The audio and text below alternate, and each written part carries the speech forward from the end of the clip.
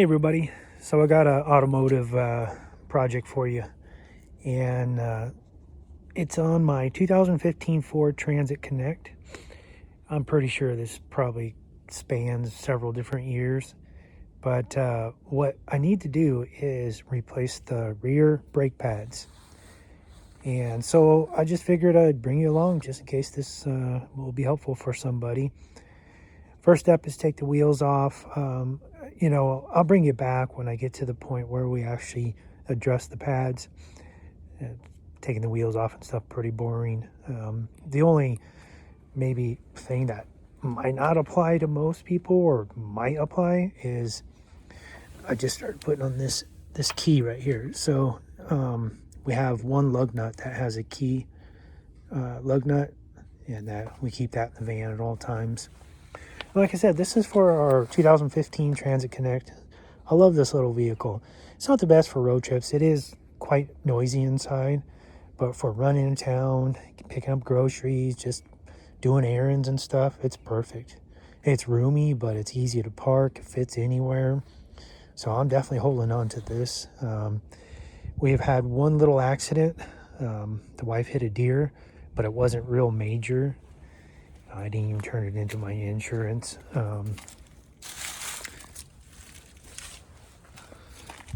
So you'll see here that there's some damage, but it's just cracked plastic.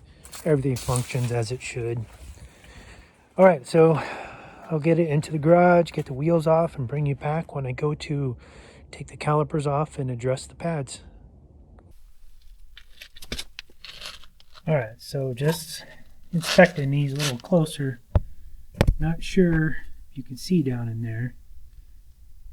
There should be a 1/4 inch, 3/8 of an inch padding, and there is no pad. So it's definitely time to replace these. Honestly, these are factory. They still have the Ford emblem on them. So, it's a 2015, 11 years on one set of brake pads. Pretty darn good. The rear never wear out as fast as the front, but still, that's good. All right, let's start taking off this caliper so we can get to the pads. Okay, so take these calipers off. There's a couple plastic caps back here. You just pop them out and you can access the bolts. So there's one on top and one on bottom. All right, there's the last one here.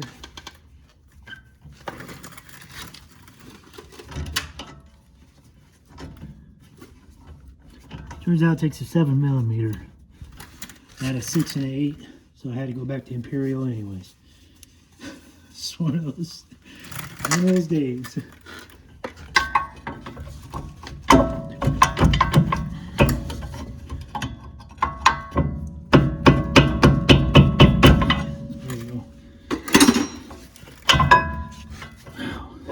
That was on there. Well, back pad isn't too bad. That's what this front one looks like. That one's pretty low, so interesting.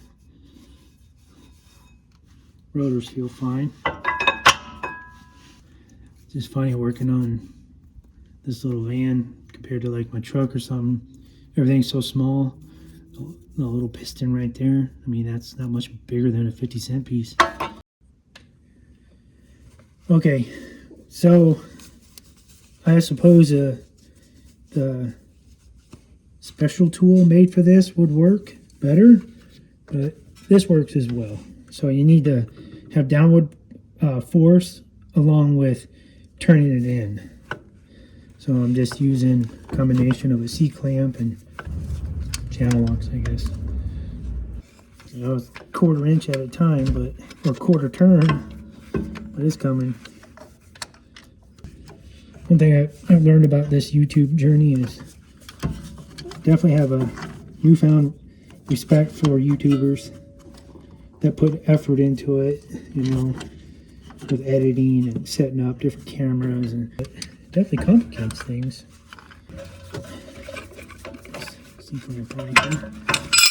Alright, so we got this side ready to install new pads. So yeah, that's all there is to it.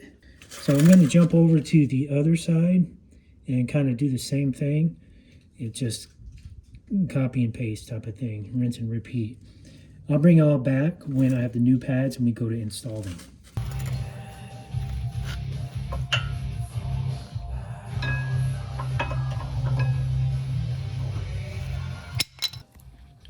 So I'm just removing the old pads here and about to install the new pads. One thing to keep in mind is the pads will come labeled. There'll be an outer one, which I'm installing right now, and an inner one. And that actually has kind of a spring on the outside, but regardless, they are labeled. So it's pretty well dummy proof. But I want to jump in there and just let you know that make sure you install them accordingly.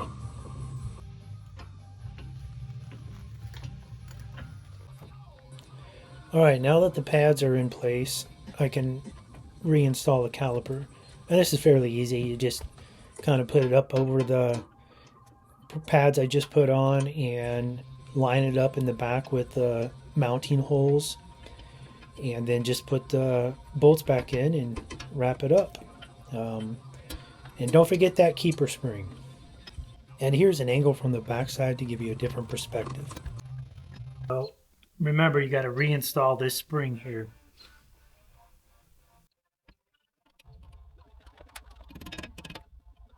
In the next couple shots, all I'm doing is tightening the bolts and reinstalling those black caps. Okay, so the new pads are in. Just a couple things to remember. And, do your due diligence. I didn't really look up the spec on that. I just tied them good and tight. But remember, put this keeper spring back in here, and then the plastic caps. Just helps with corrosion and stuff. Sure enough, when I took them off, the bolts were in perfect shape. No rust, no corrosion, nothing. Other than that, it's pretty easy install. So from here, I'm just going to put the tire back on. So I'm not really going to film that. Nothing exciting there. Although I will say, like I said, that's aluminum rim and steel hub. So I'm going to put some anti-seize around here and call it good. Well, I hope this helps somebody out there. These are not the most common vehicles. In Europe, they are. I don't know why. I mean, they're spacious inside, yet they're small footprint, pretty good mileage.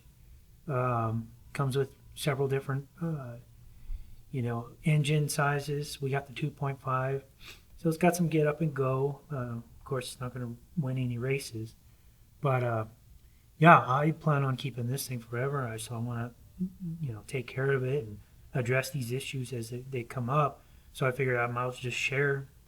A lot of the concepts are the same. Maybe you don't have this particular vehicle, but there's probably a YouTube video for your vehicle. You just have to know you can do it. It's bare, socket set, maybe a C-clamp, some wrenches, hardly any tools. So you can do it yourself. I'd probably save myself $300 by doing it myself. These pads ended up being 50 and some change, but I had a $10 coupon, so it was 40 and some change. I got them at O'Reilly's. But